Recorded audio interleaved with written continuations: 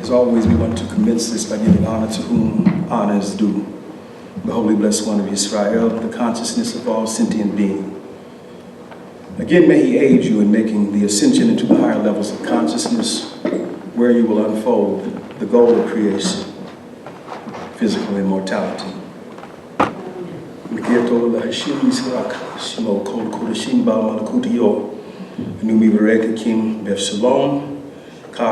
Pesach and Kol HaKavod. Masalokim. Gamli. Shabbat b'vakasha.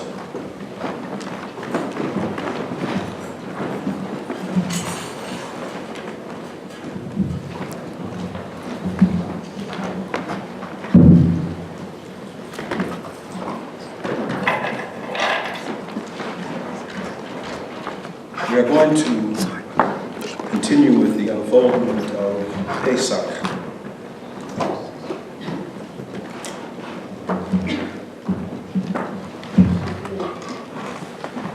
Again, whenever this holy day falls, during the week of or on Shabbat, we don't focus on the parasha of that week, which could have been Akarei. But we bring our focus back to Pesach. And so it was read into your hearing from chapter 13 in the book of Shemot. We want to go to chapter number 6 in Shemot.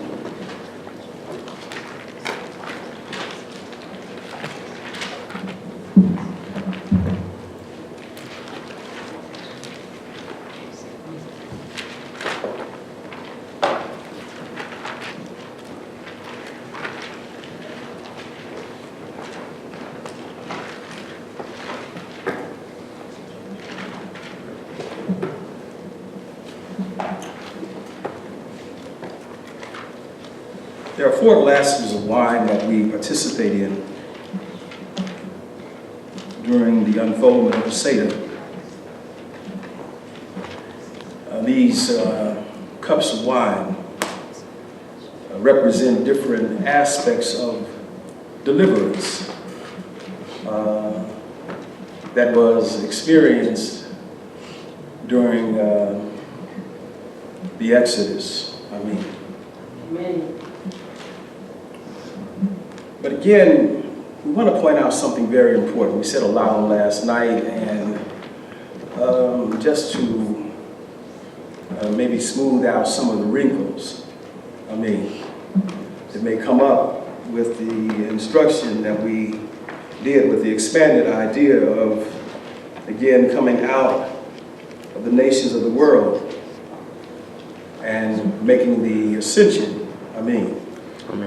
Of course, we talked about the ascension as, again, unfolding the goal of creation. And that goal of creation is to be a visible manifestation of the Creator. Amen. So we will read in Isaiah chapter 25 that the time comes, when he will eliminate death forever. Amen. So what we want to do is we want to look at this. We want to look at exactly what's going on with this. Amen. So I want to begin in chapter number 6 and again show you that we are undergoing a process. Process. In chapter 6, and I want to begin there at verse number 2. It says, God spoke to Moshe and said to him, I am Yekar. I appeared to Abraham, to Yitzchak, and to Yaakov as El Shaddai. But with my name, Yod-Heh-Vahi, I did not make myself known to them. Amen. Moreover, I established my covenant with them to give them the land of Canaan, the land of their sojourn, in which they sojourn. Moreover, I have heard the groan of the children of Israel, whom Egypt enslaves, and I have remembered my covenant. Therefore say to the children of Israel, I am Echad, and I shall take you out from under the burdens of Egypt. I shall rescue you from their service. I shall redeem you with an outstretched arm and with great judgments. I shall take you to me for a people, and I shall be a God to you. And you shall know that I am Echad, your God, who takes you out from under the burdens of Egypt.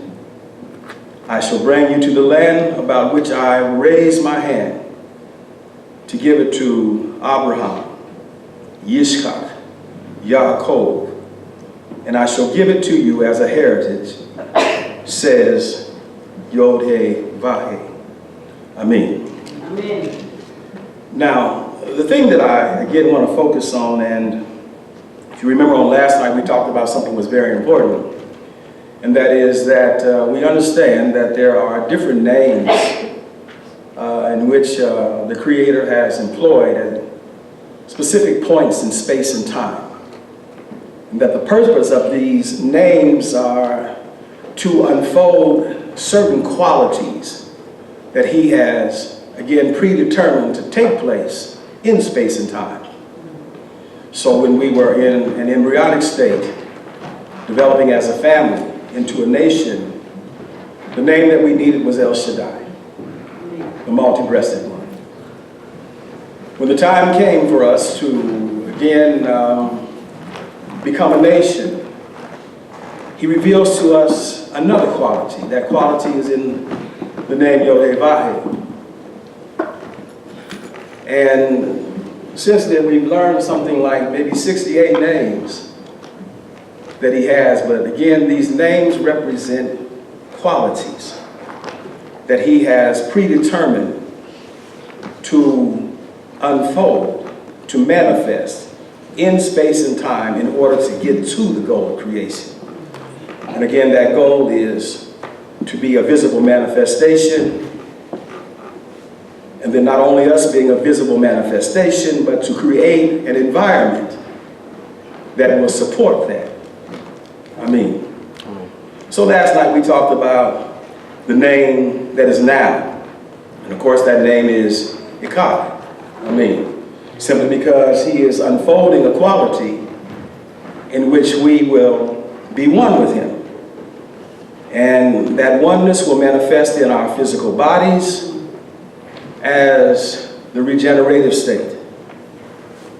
That oneness will manifest in creation as the seraphim sung. They said that the whole creation will be filled with His glory, or a visible manifestation. Amen. Amen. So it starts out talking about that, and then it moves into the idea where He says, and I shall, and I shall, and I shall. Amen. Which tells me that we are in a process. So I want to begin by showing you the process. Amen. So let's go to the board for just a moment.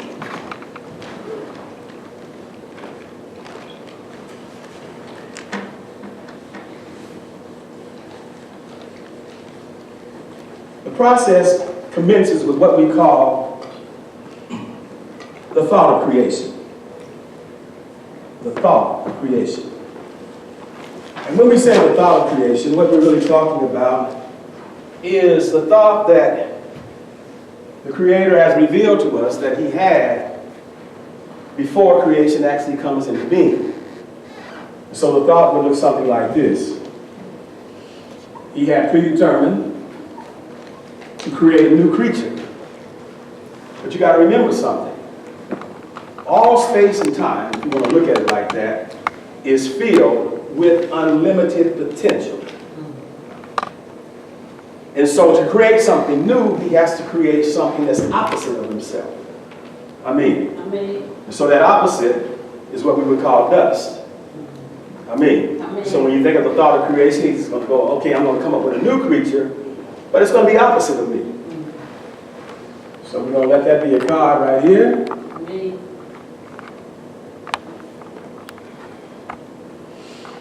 And with great force, he is going to create a new creature that is opposite of him.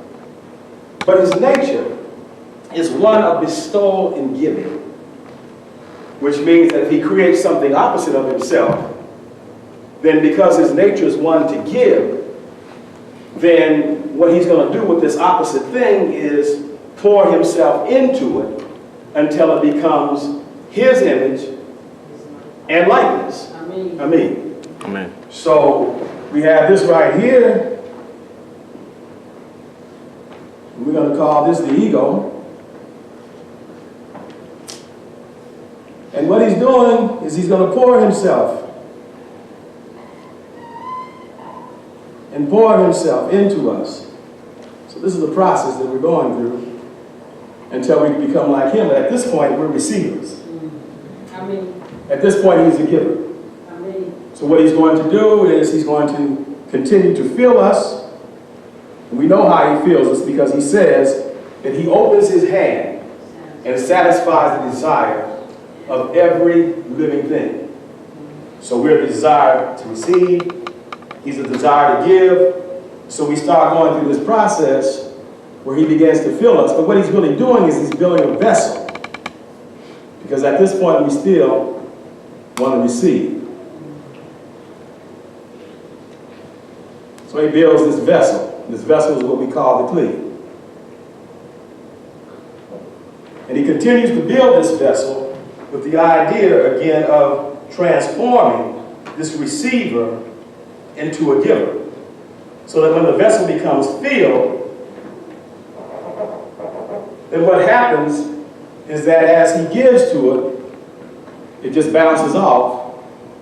And through a simple process, he transforms us into being like him. Bang, bang.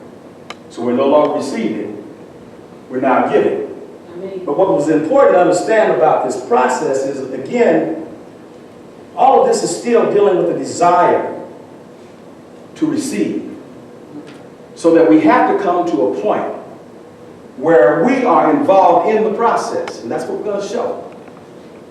And in this involvement, what we're going to do is we're going to transform these desires to receive into desires to give. Transformation, or like we talked last night, going to deal with the mind.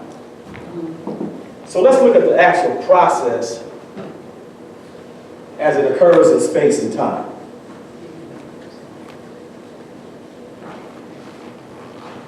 I want to go all the way back to the beginning. When Abraham saw this process, what he saw was that it would take 6,000 years for it to occur.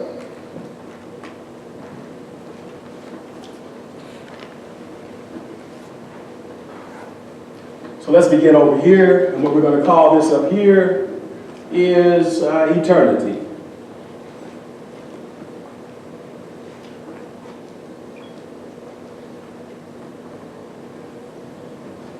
Pure soul consciousness.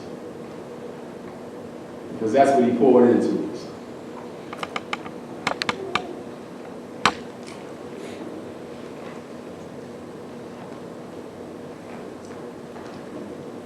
And what we're going to call this down here is space and time. But this is going to be the timeline.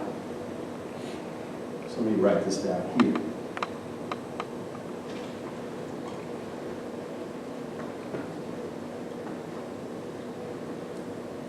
Now there's something that we understand as Jews, and that is that the timeline, again, is divided into 3 different sections.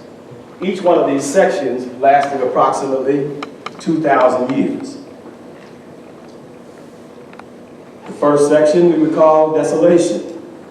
This is a time where, again, we experience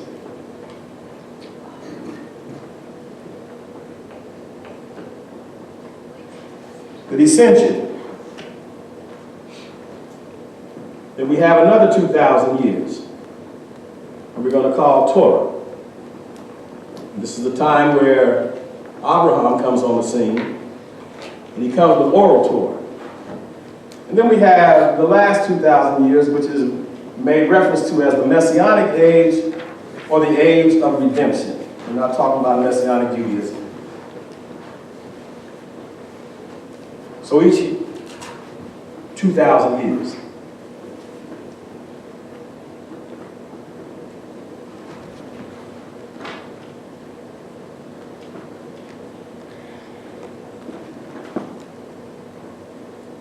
And right now, according to the Jewish calendar, we are 5,779 years into this process. Remember, we're going through a process where he's causing us to become like him. So let's start at the beginning for just a moment. When we look at the beginning, I'm going to start way over here. What he does is he creates one soul that's comprised of many souls.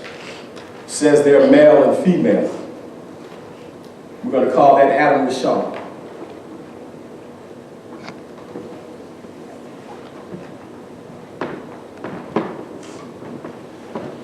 It's made up of, again, many souls. One soul that's made up of many souls.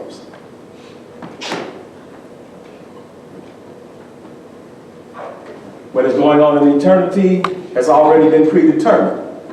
So these souls are unified. And understand that we're just one being. But the idea, again, was to create in his own image. And so there was a thing that was missing with us. Because when he blew himself into us, you got to think about what he blew into us. He blew himself into us, and so we have his will. But he is one that has free will. So what has to happen is he has to create a condition where we can have free will. Yeah. So we already know, again, that he knows our thoughts before we think them. So when he places this tree of the knowledge of good and evil, or good and bad in the garden, the one thing that we know about that, and that is he knew we were going to do that, but that was a part of the creative process. Yeah. So that what we would have is a will that is different from his, that it would be free. So what that does is it causes this dissension to take place in this creative process where we are now going to have volition.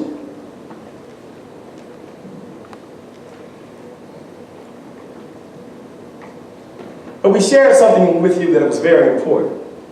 And that is that what he is doing in this process is he's going to grow desire, get our desire so big that when we transform it, it'll be just like him.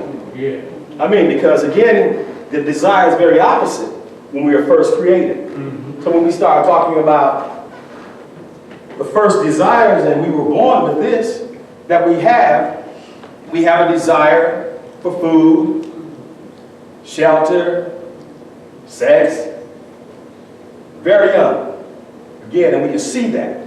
Yeah. The reason why we can see that, again, you know, when I used to change my little boy's diaper, I lift that diaper up, and boing.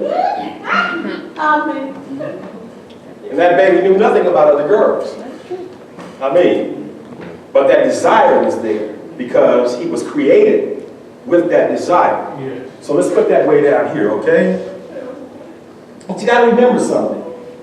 Up here, we understand that we're one with one another. When we fall through the barrier, the first thing that happens to Adam and Eve is that they are in individual consciousness. They look at each other and they no longer feel like they're one, but they feel like they're two different beings. Two different beings. So let's put that way down here. Because if he's going to grow desire, then what has to happen is that it has to go in a certain direction. And that direction would be upward in an ascension. to return back here where we can experience again all of his qualities being made manifest within us. So we make this dissension, and I want you to follow it. So now we're going to spend a long time with very base desires. Yes. Food, sex, shelter. Many years. But remember, he's growing desire.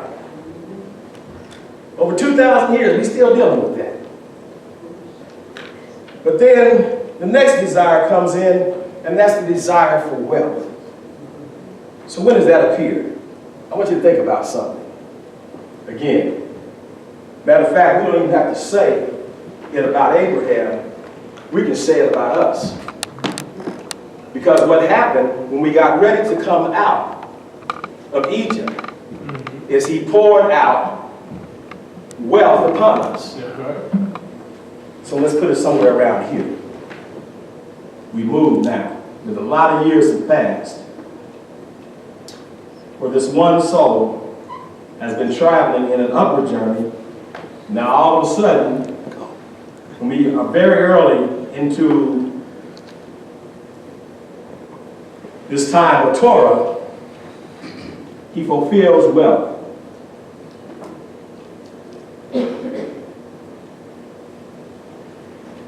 So we're moving in an upward direction.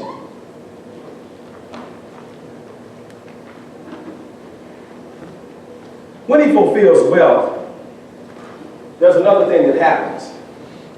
And that is we begin to understand something. Because he talks about liberation.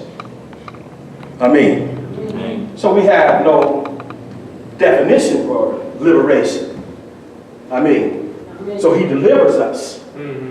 But he delivers us only so that we will be able to define what it means to be free. Remember, the branch first, then the root. So this liberation that we experience here is not a liberation of the soul. It's a liberation of this physical body from an oppressor. So that we would understand at that particular point what liberation is. Okay? So let's put that right about here. I'm going to put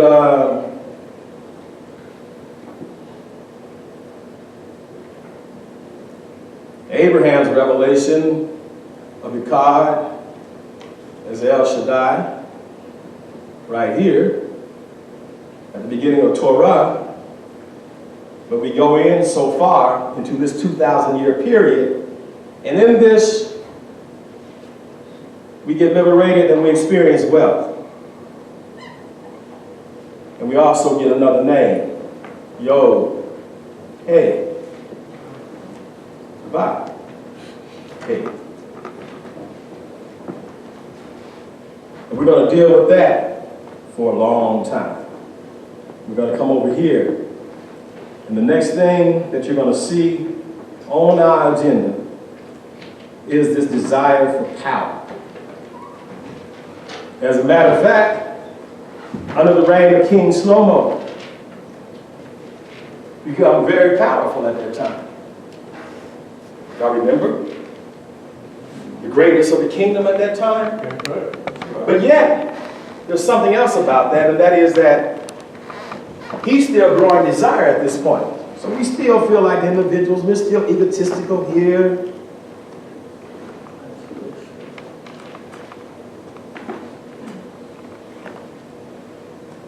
We got power.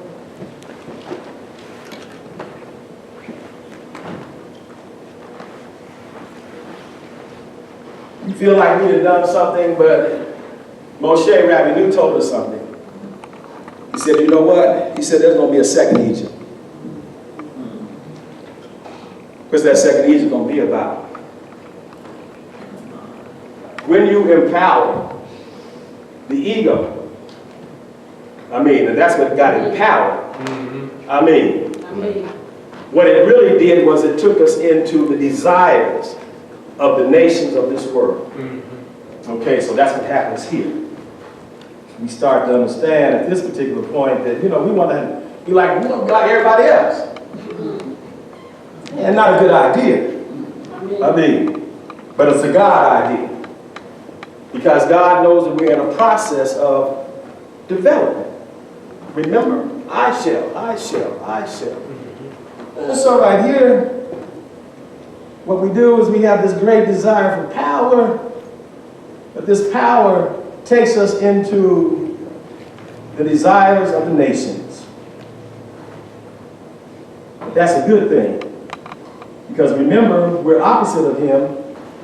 And what we need to do is we need to be able to recognize, again, the desires that are on the inside of us that need to be transformed. So at this point, we're not transforming any desires. All we're really doing is getting as many as we can. And what we end up doing with this situation right here is making an ascension that we need to make into the lower levels of consciousness, where we can begin to see what needs to be corrected. Think about all the stuff that happened to us after the kingdom became very powerful. Think about the dissension that we made after the kingdom was made powerful. And it looks like, man, this is just all jacked up, but it's not. All of this is under management. All of it is. He's managing it because he has us moving in an ascension. And so these desires that get developed, they get us into trouble. And it's a good thing that they got us into trouble because, again, by suffering, we would know what we needed to begin to work on. So we're over here and we're looking at all this right here. We're trying to figure out what to do with it, and we develop different things, different disciplines in order to try to deal with that, which takes us right to the next thing. And that is this desire for knowledge.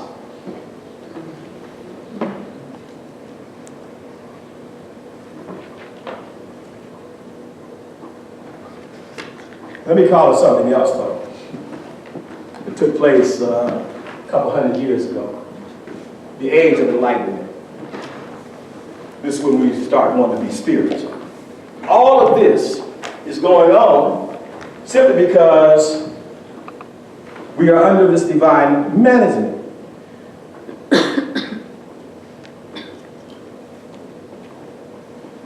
In the Age of Enlightenment, we want to become spiritual. We want to. And so we start dabbling with all kinds of different things. The Reformed Jew comes up at that time. A lot of different things come up. Hasidic comes up at this time. But it's because we're on a journey, and in this journey we want to become spiritual. And in wanting to become spiritual, we move into this idea of knowledge.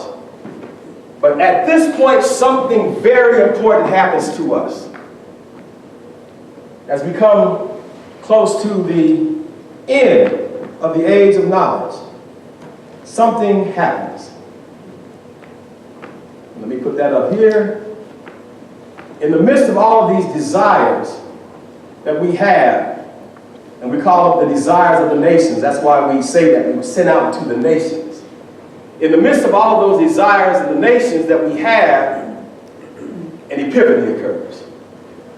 And when the epiphany occurs, what it says is this: I'm one with God. So one of these desires is said, I'm one with God, which is what we call Israel. And the reason why we call it an epiphany is because you didn't come up with this one.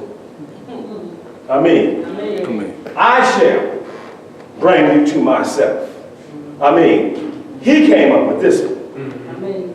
And so what we started feeling as we come near to the end of this journey in knowledge is that, hey, I'm one with God.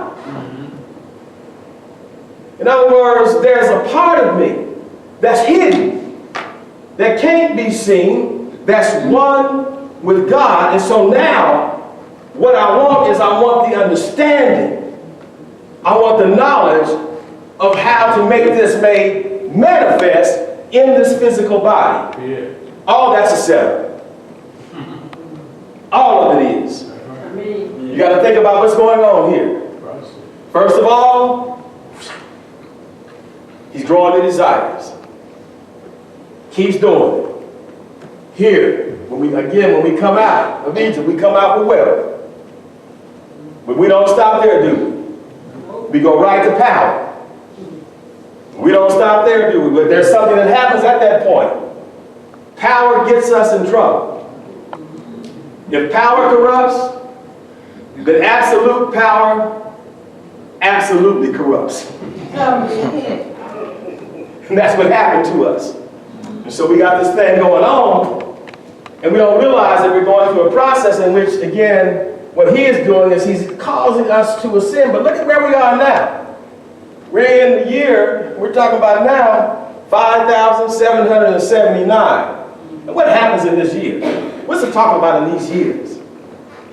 Knowledge increases. It goes off the charts. Why does it go off the charts? It's marking something for us because it's always the Jew first. Amen. See, we were the ones that have made an agreement. And that is, you know what? All you got to do is tell us and we'll obey. And we have no idea what you're getting ready to tell us. Amen. But we will obey. And we were the only nation that would do that. And that's what caused us to be first in this process right here. Because what's going on with this now is the same exact thing. What I have to do is I have to hear and obey. Yeah. And as he was saying, Marbe Torah, Marbe Kaim. The more Torah, the more life. But what I got to do is I got to hear Torah at the level of interpretation and not at the root. Because it tells me in the book of Deuteronomy, chapter number 30, that if I get the interpretation of it, and the interpretation is the how-to make this ascension and begin to apply that, then he automatically tells me something. He says you will have life and you will have good. And I want you to remember something. There is no death in life. Because he tells you on the other side of the coin, he says that what will happen is you will have death and evil if you don't do it. Amen. So it's about life. It's about life. And let's go on and read that. I always like to read this anyway. Because it's so wonderful. Let's go to Isaiah.